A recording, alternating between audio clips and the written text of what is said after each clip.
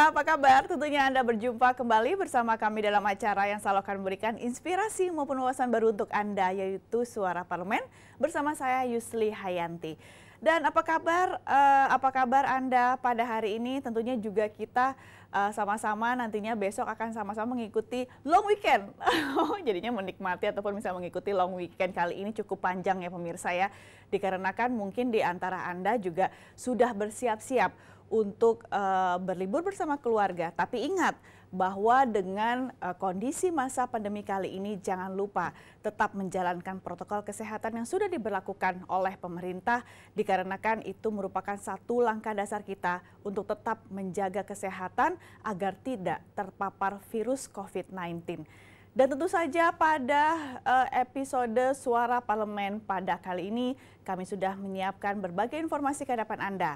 Dan tentunya kami akan mengawali Suara Parlemen kali ini dengan beberapa headline media online yang akan kami segera hadirkan. Kami segera masuk dalam headline media online.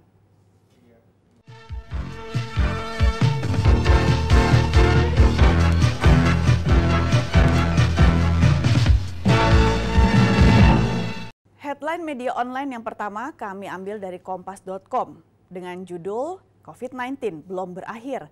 MUI himbau tahun baru Hijriah disambut dengan protokol kesehatan. Majelis Ulama Indonesia atau MUI menghimbau umat Islam untuk memperhatikan protokol kesehatan pencegahan COVID-19 saat merayakan Tahun Baru Islam 1442 Hijriah yang jatuh pada hari Kamis 20 Agustus tahun 2020. Biasanya Tahun Baru Islam dirayakan dengan sejumlah kegiatan seperti pawai atau parade. Namun demikian, MUI mengingatkan bahwa pandemi virus corona belum berakhir di tanah air. Sekjen MUI mengingatkan bahwa vaksin COVID-19 belum ditemukan, sehingga sangat penting bagi masyarakat menjalankan protokol kesehatan termasuk dalam merayakan 1 Muharram 1442 Hijriah. Ya pemirsa, kalau misalnya kita juga mengetahui bahwa esok hari, tepat pada hari Kamis tanggal 20 Agustus tahun 2020, kita akan sama-sama merayakan Tahun Baru Islam, 1 Muharram 1442 Hijriah. Untuk dapat merayakan 1 Muharram ataupun Tahun Baru Islam ini tidak harus secara beramai-ramai ataupun mungkin saja kebiasaan yang telah diberlakukan atau dirayakan ataupun dilakukan, diselenggarakan ini tidak harus dengan kondisi sama seperti tahun lalu karena kan memang masa pandemi yang belum kunjung usai. Jadi kalaupun misalnya memang ada sebuah perayaan kecil-kecilan, nah hati-hati selalu menjaga jarak apabila sedang berkumpul dengan jumlah orang yang begitu banyak. Dan yang kedua pemirsa kami ambil dari mediaindonesia.com. Hari ini Bareskrim akan periksa Joko Chandra terkait surat jalan. Direktorat Tindak Pidana Umum Bareskrim Polri menjadwalkan memeriksa terpidana kasus korupsi hak tagih Bank Bali Joko Sugiarto Chandra hari ini. Ia akan dicecar perihal pemalsuan surat jalan yang digunakannya untuk bebas melenggang di Indonesia. Joko Chandra ditangkap di Kuala Lumpur, Malaysia pada 30 Juli tahun 2020 lalu. Joko sempat dititipkan di rumah tahanan ataupun rutan Bareskrim Polri dalam rangka pemeriksaan. Kini ia telah dijebloskan ke Lembaga Pemasyarakatan atau Lapas kelas 2A Salemba, Jakarta Pusat. Brigjen Prasetyo dan Anita Kolopaking telah ditahan di rumah tahanan Bareskrim Polri. Keduanya dijerat pasal 263 ayat 2 KUHP tentang penggunaan surat palsu dan pasal 223 KUHP tentang pemberian pertolongan terhadap orang yang ditahan. Mereka terancam hukuman 6 tahun penjara. Ya, kasus Joko Chandra pemirsa memang masih terus diselidiki dan memang sudah dinyatakan bahwa Joko Chandra merupakan tersangka. Dan setidaknya memang nantinya juga hukuman 6 tahun penjara akan dibebankan kepada Joko Chandra, begitupun juga dengan beberapa orang tersangka lainnya. Dan sampai saat ini pemirsa dengan surat jalan dan pemalsuan surat jalan maksud saya ini juga menjadi catatan dari penyelidikan kasus Joko Chandra yang bisa saja ini menambah jumlah hukuman yang akan diterima oleh Joko Chandra. Dan selain itu pemirsa kami juga mengambil berita dari cnnindonesia.com mengenai pimpinan DPR undang belasan serikat buruh bahas Omnibus Law. Pimpinan DPR RI mengundang belasan pimpinan serikat buruh untuk berdiskusi tentang rancangan undang-undang atau RUU Omnibus Law Cipta Kerja atau Ciptaker. Sebelumnya dalam rapat paripurna pembukaan masa sidang 1 tahun sidang 2020 hingga 2021, Ketua DPR RI Puan Maharani menjanjikan pembahasan rancangan undang-undang Omnibus Law Ciptaker akan dilakukan secara hati-hati dan transparan. Ia menanggapi kritik sejumlah pihak dan merasa pemerintah dan DPR tidak terbuka. Ya, ini merupakan salah satu cara dari pimpinan DPR RI dalam hal ini Ketua DPR RI untuk mengumpulkan berbagai aspirasi masyarakat di saat memang pembahasan rancangan undang-undang Omnibus Law ataupun Cipta Kerja ini sedang dilakukan. Setidaknya memang dengan menerima serikat buruh merupakan salah satu jalan bahwa nantinya juga merupakan penjelasan ataupun sosialisasi dari pimpinan DPR RI kepada masyarakat dalam hal ini buruh, bagaimana keuntungan ataupun misalnya nanti yang akan didapatkan oleh para buruh di Indonesia. Dan itu tadi pemirsa, memang untuk mengawali Suara Parlemen edisi hari ini sudah kami berikan ke hadapan Anda 3 headline media online. Dan setelah ini kami akan jeda terlebih dahulu, kami akan kembali ke hadapan Anda dengan tema pada hari ini. Jangan kemana-mana, masih bersama kami tentunya di Suara Parlemen.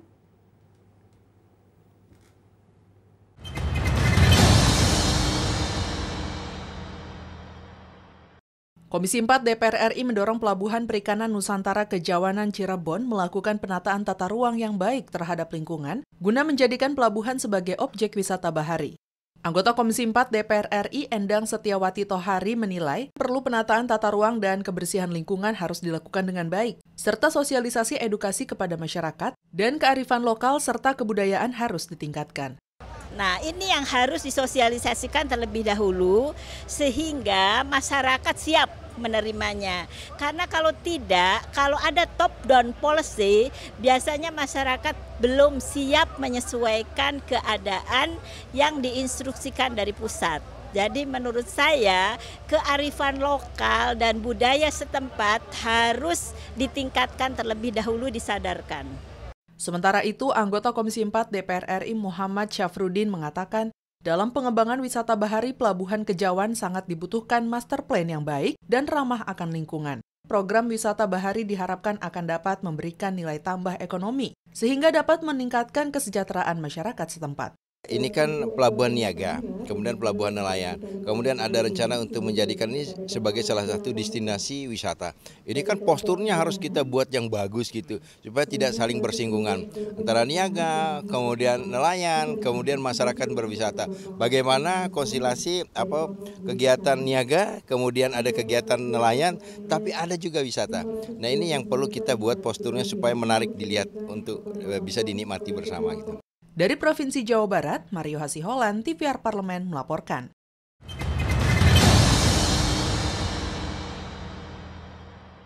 Anda masih bersama kami pemirsa dalam Suara Parlemen. Ya, kalaupun misalnya memang apa tema yang akan kami angkat pada hari ini. Setidaknya memang besok kita akan menikmati hari libur yang begitu panjang. Tapi kalaupun misalnya tema yang akan kami pilihkan pada hari ini masih mengenai target perekonomian pasca pidato Presiden.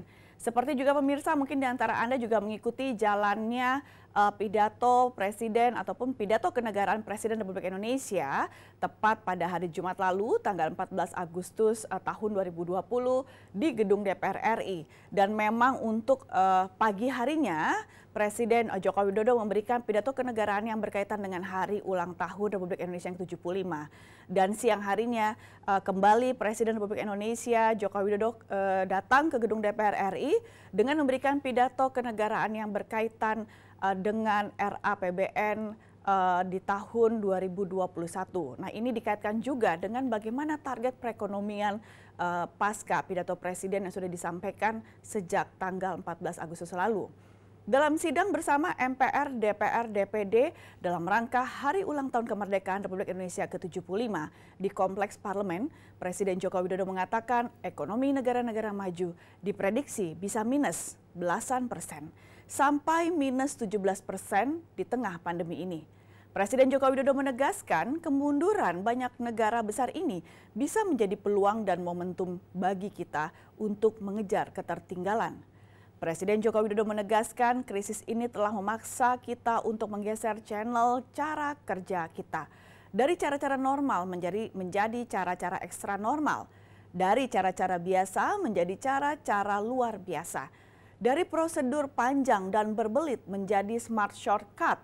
Dari orientasi prosedur menjadi orientasi hasil. Pola pikir dan etos kerja kita harus berubah. Presiden juga menegaskan masih banyak langkah-langkah besar yang harus kita lakukan.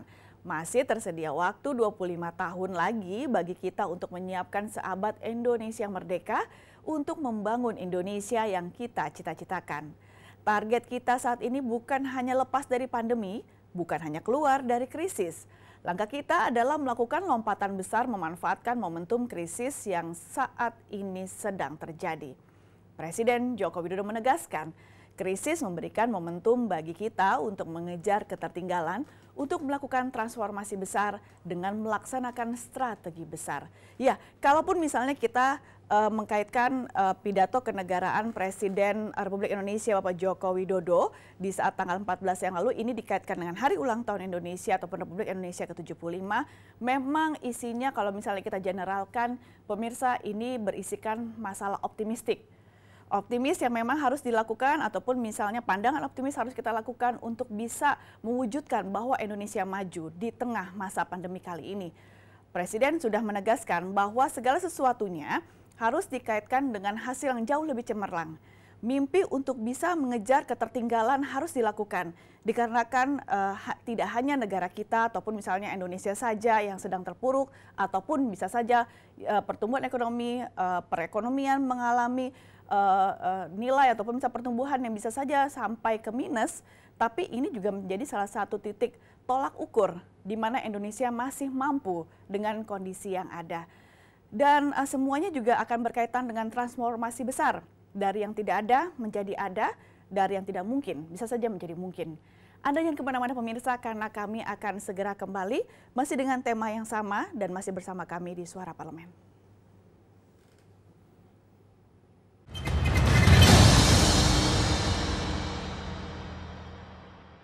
75 tahun Indonesia Merdeka, DPR bersama pemerintah berkomitmen tanggulangi pandemi COVID-19 dan mendorong seluruh elemen bangsa untuk berjuang melawan pandemi COVID-19. Ditemui jelang sidang tahunan MPR serta sidang bersama DPR dan DPD dalam rangka Hari Ulang Tahun Republik Indonesia ke-75. Anggota Komisi 9 DPR RI Saleh Partaunan Daulay menyampaikan Hari Ulang Tahun Republik Indonesia kali ini perjuangan masih harus dilakukan oleh seluruh pihak dalam melawan COVID-19, baik pemerintah maupun masyarakat. Kita harus betul-betul berupaya melakukan apapun yang kita bisa untuk melawan COVID-19. Termasuk diantaranya tetap harus jaga jarak, cuci tangan yang bersih, kemudian kita harus tetap sering-sering katakanlah kalau ada rapid test dan lain sebagainya itu supaya kita tahu seberapa besar persoalan yang sedang kita hadapi yang terkait dengan COVID-19.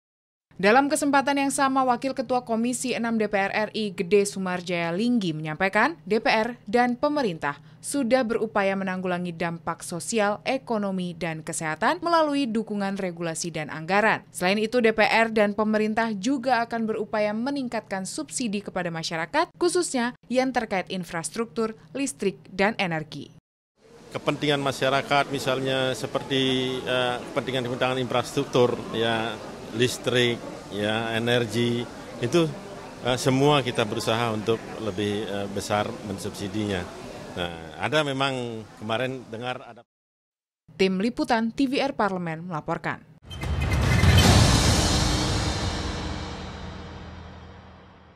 Pemirsa, kali ini kita masuk di segmen akhir di Suara Parlemen masih berkaitan dengan perekonomian pasca pidato Presiden. Nah, ini ada satu ungkapan ataupun juga pernyataan dari Wakil Ketua MPR Fadel Muhammad yang mengatakan bahwa pidato Presiden Joko Widodo yang menyebutkan target pertumbuhan ekonomi mencapai 4,5 hingga 5,5% merupakan pecutan bagi para pembantunya di jajaran menteri, khususnya menteri di bidang perekonomian. Meski tidak mudah mencapai target tersebut, tapi bukan sesuatu yang mustahil. Wakil Ketua MPR RI dari fraksi Demokrat Syarif Hasan meminta kepada pemerintah untuk melakukan kajian yang matang dalam merancang target pertumbuhan ekonomi. Pasalnya dalam pidato penyampaian rancangan Undang-Undang APBN 2021 dan Nota Keuangan di Gedung Parlemen Senayan Jakarta pada Jumat lalu tanggal 14 Agustus tahun 2020, Presiden Republik Indonesia Joko Widodo menargetkan pertumbuhan ekonomi sebesar 5% di tahun 2021. Syarif Hasan memandang bahwa target tinggi yang dipasang oleh pemerintah sangat tidak relevan dengan kondisi Indonesia hari ini. Forum Indonesia untuk Transparansi Anggaran atau FITRA mengkritik sejumlah aspek dalam pidato Presiden Joko Widodo mengenai rancangan undang-undang tentang APBN tahun anggaran 2021 beserta nota keuangannya. Salah satu aspek yang disorot yaitu mengenai proyeksi pertumbuhan ekonomi Indonesia yang ditargetkan menembus 4,5 hingga 5,5%. Sekjen FITRA Misbah mengatakan proyeksi pertumbuhan ekonomi tidak rasional karena dipicu rendahnya serapan APBN maupun APBD di tahun 2020. Sedangkan anggota Komisi 11 DPR RI Kamru Samad menilai target pertumbuhan ekonomi pada tahun 2021 sekitar 4,5 hingga 5,5% menunjukkan optimisme kebangkitan ekonomi yang besar.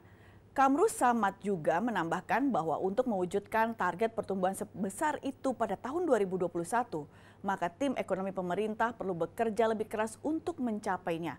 Upaya tersebut dapat diraih tentunya dengan terus memperbaharui sentralisasi data penerima bantuan sosial, bekerja keras dalam menggerakkan sektor real, memacu upaya untuk menggenjot daya beli masyarakat, meningkatkan koordinasi dalam mengimplementasikan kebijakan penanganan COVID-19 serta dampaknya, dan melalui berbagai upaya lainnya.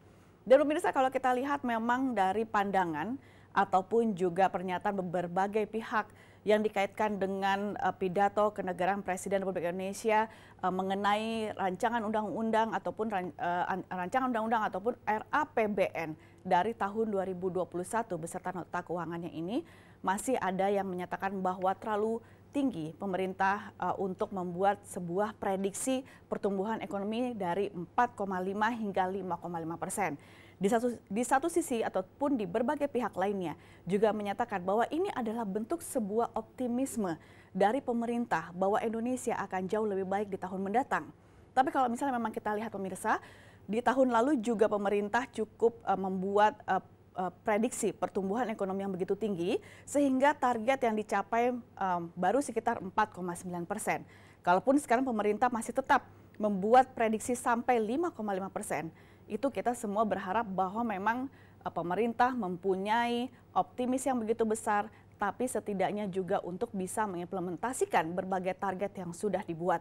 Dari beberapa pos-pos yang memang sudah alokasi yang dianggarkan oleh pemerintah, baik itu untuk perlindungan sosial, kemudian juga sektor pendidikan, sampai pada sektor kesehatan yang dikaitkan dengan penanganan penyebaran virus COVID-19 di Indonesia, ini masih sangat realistis. Setidaknya kita masyarakat Indonesia selalu berharap bahwa Indonesia mampu melewati masa pandemi dengan penuh kejayaan. Dan setidaknya juga tujuan ataupun target Indonesia Maju juga dapat tercapai. Dengan demikian pemirsa, usai sudah Suara Parlemen edisi pada hari ini, tentunya saya Yusli Hayanti beserta kerabat kerja yang bertugas mengucapkan terima kasih atas perhatian Anda dan sampai jumpa.